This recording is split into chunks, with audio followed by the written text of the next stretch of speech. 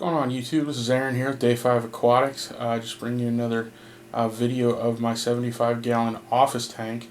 I was looking on my computer and I realized I hadn't done any videos on this tank since September.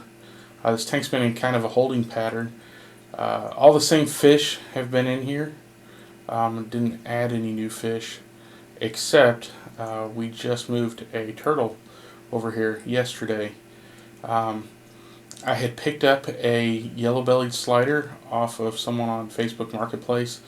I got the turtle, the tank, which looked to be fairly brand new. There's not a single scratch on it. The tank, a really nice filter in there, the lid, the turtle dock or ramp, whatever you want to call it, and the whole light setup, UVA and UVB light setup.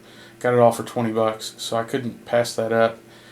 We had initially, our plans were to try and put this yellow belly slider in with our painted turtle, but our efforts at introducing the two didn't work out. There was bad blood from the get-go, so we knew that we would have to put it somewhere else. Didn't want to leave it in the 20-gallon tank. We set up the 20-gallon at home in the bedroom just for a few weeks or so, just kind of a quarantine, just to make sure the turtle was okay, the turtle was healthy. This turtle is in great shape. It was really well taken care of. It's only about 6 months old. Not sure if it's a male or a female yet. We've named it Zelda just in case it's a female. Again, you know, until they reach a certain size, they all look like females for the most part. So we probably won't be able to tell for several months or so, maybe even, you know, the better part of a year, be able to tell exactly what it is. Or what kind it is, or male or female, basically.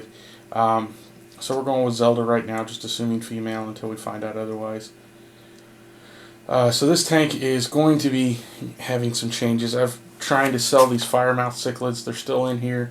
They're doing fine. Actually, so far there's not been any trouble between them at all. They don't seem necessarily happy that the turtle's in here, but the turtle hasn't really bothered any of them. I've still got the giant danios. I've still got the plecos. I've still got the hoplo cats, and of course the firemouth cichlids, and it didn't seem to be much of a problem. The only thing I'm thinking of is, especially as this turtle gets a little bit bigger, that bio load's going to be pretty heavy on this tank. I mean, it's already pretty heavy. My water change schedule, though, I mean, should be enough to cover that. But as the turtle gets bigger, that's going to get it's going to get to be a lot more work keeping this tank algae free and clean. I've got a lot of floating plants in here that I got from someone, but chances are over time those are going to start to dwindle as the turtle eats those, so I can't really count on those being, you know, real long-term nitrate absorbers. As you can tell, the water level's lower in this tank, just to make room for the dock. I am building above tank basking areas for both this tank and the home tank. In fact, they're pretty much all put together. I've just got a polyurethane coat on them that is going to need probably the better part of a week to really cure, so that odor's not there anymore and it's safe to put on the tank. But I've got one that's painted black on the outside to match the stand for this tank, and the other one that's stained the same color as my other tank stand, so it'll kind of match as part of the furniture. But those will go up top, and then I'll be able to fill the tank up just about the rest of the way. I still haven't figured out exactly what I'm going to do for a ramp. For this one, it'll be pretty easy, at least for a little while. I can just use this turtle ramp, the turtle dock, and just lift it up a little bit more, and it'll be able to provide access to the above tank basking area, and it'll be able to climb right in. For the one at home, though, that basking area is just a little bit taller, or a little bit bigger, a little bit larger, and so it won't be quite as convenient to do it that way.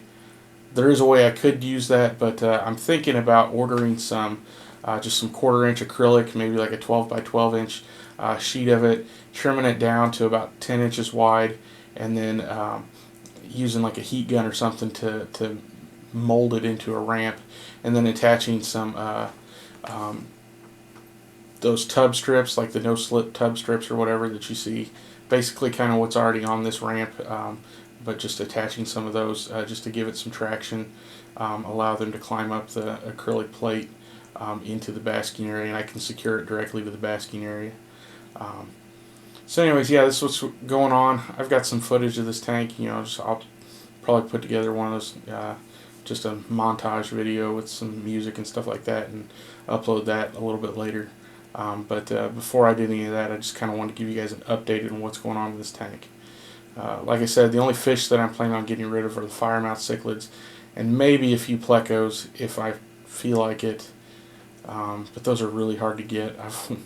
I've already tried removing several of them before and was only able to get one without just completely removing all of the decorations. So it'll probably just end up being the firemouth cichlids, and even those will be a chore because they're pretty good at hiding and they've dug themselves some pretty good pits already. So anyways, thanks for watching, guys, and have a great week. Have a good Thanksgiving. All right, later.